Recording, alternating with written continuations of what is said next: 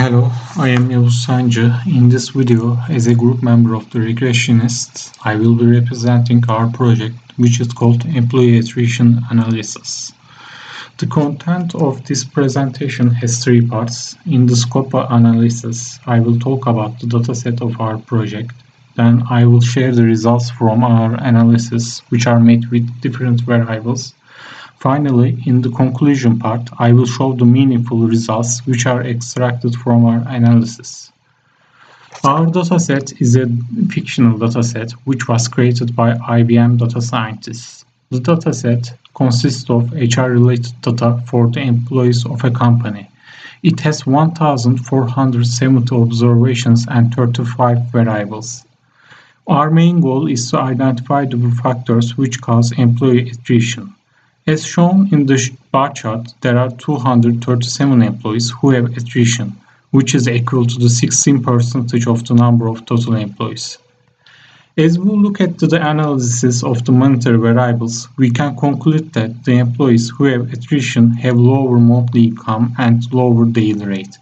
For hourly rate and monthly rate variables, there is not a significant difference between the group of employees who have attrition and the employees who don't have attrition. Now, let me show you the overtime analysis.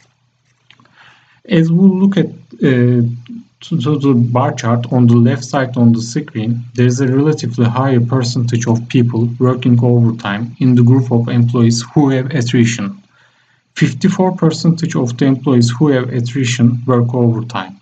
On the other hand, 23% of the employees who don't have attrition work overtime. As we observe the scatter plots on the right side of the screen, in the group of employees who don't have attrition, the employees who work overtime promote faster than the ones who don't work overtime. The opposite is happening in the other group of employees who have attrition. We can predict that there may be a pattern of people leaving because they are not promoted although they work hard. Now, let's look at the relationship of attrition between distance from home, work-life balance, and business travel variables.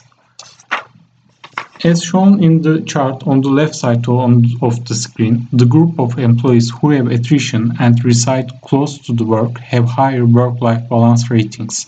So we can predict that the distance from home is a possibly influential attrition factor. The chart on the right side of the screen shows that the employees who have attrition travel more frequently compared to others. As we observe the attrition percentage levels among the departments, we can say that the highest turnover rate belongs to sales department, where 20.6% of the department have recorded attrition.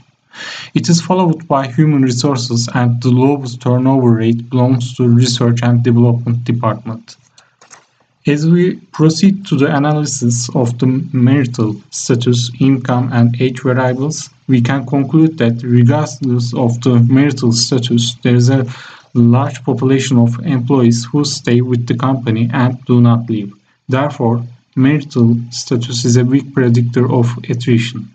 As we look at the scatter plots on the right side of the screen, we can see that the relationship is linear for age and monthly income across the marital status. Single employees have more attrition across the age groups. The married employees who have lower monthly income attrit more, whereas divorced employees have not attrit much. As we observe the attrition levels across education levels and field of educations, we can conclude that the highest number of employees who have attritions are the ones with bachelor and master degrees in the life sciences and medical fields. Now, let's look at the findings of years of experience analysis. We can conclude that the employees who have attrition have lower number of years of experience than the ones who don't have attrition. As we observe the histogram of years of experience of employees who have attrition, we can estimate that the employees with less than 10 years of experience prefer to move to another company.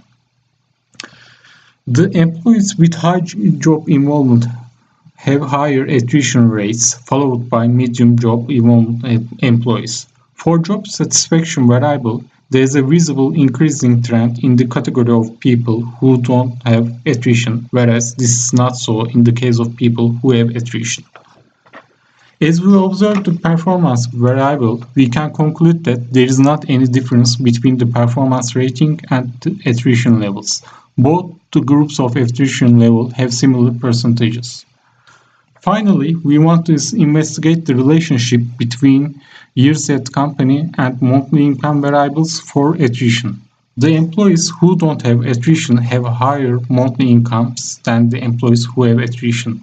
As expected, there is a linear relationship between the monthly income and years at company variables.